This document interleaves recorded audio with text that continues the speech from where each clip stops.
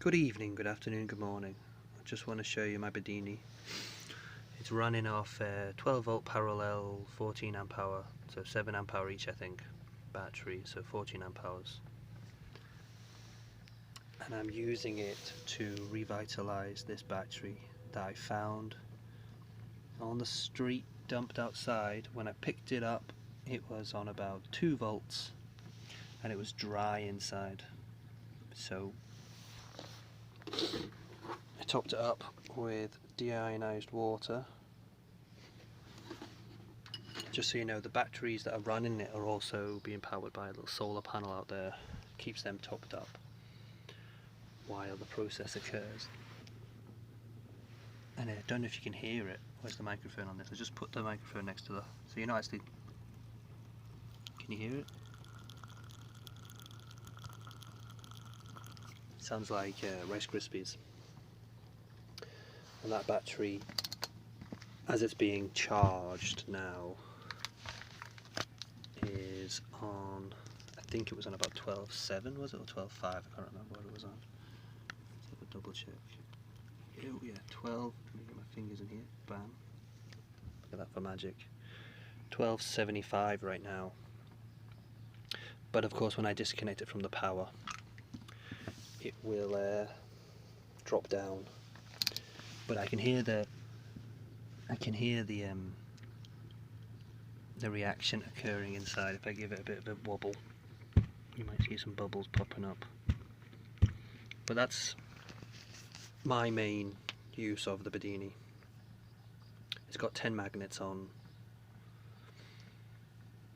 and I'm doing common ground, so I'll put the schematics up separately. So actually what's happening is the minus from this one is going through a diode to the minus of that one. They're directly connected. Just testing it, see how it works. The Bedini works, the battery's charged up, the drain's not too much on the input, as it's being charged by solar anyway. The main point of the Bedini for me is that obviously it's a tool that you can use to revitalize batteries. I've got a few other batteries that I picked up around the place that I'm revitalizing. The car battery was a dead car battery, but now it's useful. And it's easy to charge up these batteries to usable levels simply by using a much smaller battery, so it's that kind of increased charge power that you can get out of using the Bedini.